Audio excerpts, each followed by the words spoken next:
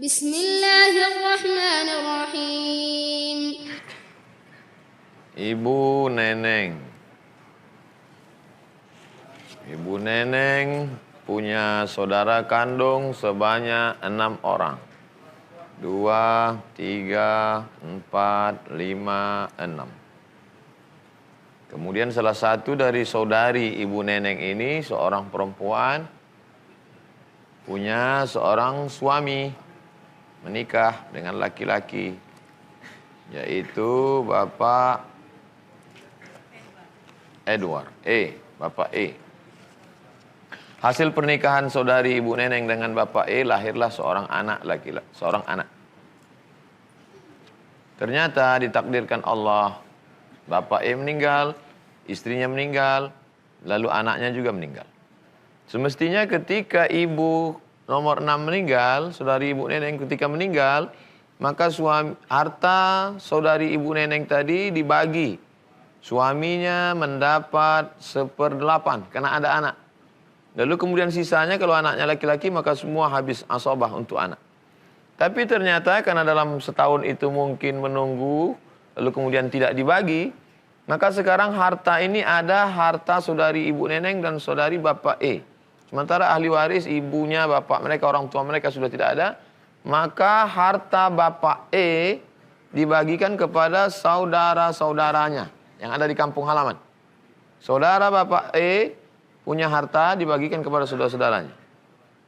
Sedangkan ibu, saudari Ibu Neneng punya hartanya dibagikan kepada 5 ahli waris. 1, 2, 3, 4, 5. Cara pembagiannya bagaimana? Lizzakari mislu hazil unsayain. Lizzakari mislu hazil unsayain. Saudara laki-laki 2 kali bagian perempuan. Laki-laki, jadi kalau laki-laki dapat 50, maka yang perempuan dapat 25. Dia bagi, karena ahli waris yang lain tak ada. Ayah tak ada, ibu tak ada, anak tak ada, hanya tunggal. Nah, bagaimana dengan ini? Kan harta mereka ini berdua nih. Harta mereka ini berdua. Oleh sebab itu, maka dibagi dulu siapa yang duluan meninggal. Suami duluan meninggal. Maka istri mendapat harta 1/8, karena ada anak. 1/8 dari total harta suami. Dibagi dulu, menjadi milik dia. Kemudian ada harta bawaan dia. Apakah dia misalnya perempuan wanita karir, atau dia dapat harta warisan. Jadi ada harta bawaan yang milik dia pribadi, ada harta warisan dari almarhum suami. Sisanya yang punya suami dibagikan kepada keluarga Bapak almarhum Edward. Lalu sisa ini dibagikan semua. Setelah dibagikan semua harta milik masing-masing, habis. Tapi ternyata keluarga ini adalah keluarga yang mampu. Lalu mereka mengatakan, harta yang kami dapat ini, harta almarhum, lalu kita kumpulkan bersama, kita buat sekolah tahfiz Al-Quran, Ibu Neneng saja yang mengaturnya sebagai koordinatornya, baru bisa dilakukan. Tapi kalau harta ini bulat-bulat diambil tanpa dibagi, wa man lam yahkum bima anzalallah fa ulaika humul kafirun. Siapa yang tidak menggunakan hukum Allah, maka dia termasuk orang yang kafir. La ta'tadu, jangan kamu melampau batas.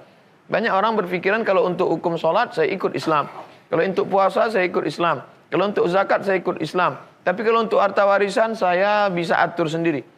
Kita disuruh ya ayyuhalladzina amanu dukhulu, masuklah kamu ke dalam agama Islam fisilmi kafah. Dan di antara yang paling detail dalam Al-Qur'an adalah masalah harta. Walakum nisfu ma taraka azwajukum illam yakul lahunna walad. Kamu hai para suami dapat setengah dari harta istrimu kalau tidak ada anak. Fa in kana lahunna waladun falakumur rubu'. Kalau ternyata ada anak maka kamu dapat 1/4. Walahunna rubu' illam yakul lakum walad. Istri mendapat 1/4 kalau ada anak, tidak ada anak.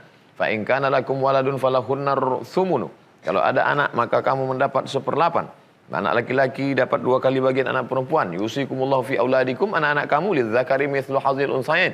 Maka yang perlu kita pesankan kepada anak-anak kita adalah, kalau aku mati nanti kamu bagikan harta ini menurut hukum faraid, menurut hukum mawaris, menurut hukum Al-Quran dan Sunnah Rasulullah Sallallahu Alaihi Wasallam. Itulah pentingnya kita wasiatkan, kita pesankan, kita masukkan anak-anak kita ke sekolah agama. Kesimpulannya, kalau memang ibu menjadi koordinator pengurus harta warisan ini, dibagi dulu semua. Setelah dibagi milik Pak almarhum Edward, milik almarhumah, milik ini semua, dibagi semua, kemudian mereka menyerahkan, barulah boleh. Kalau tidak, maka ini masih harta musyarakah, harta berkongsi, harta bersama. Mudah-mudahan Allah menyelamatkan kita dari makan haram, insyaallah. Amin, insyaallah. Terima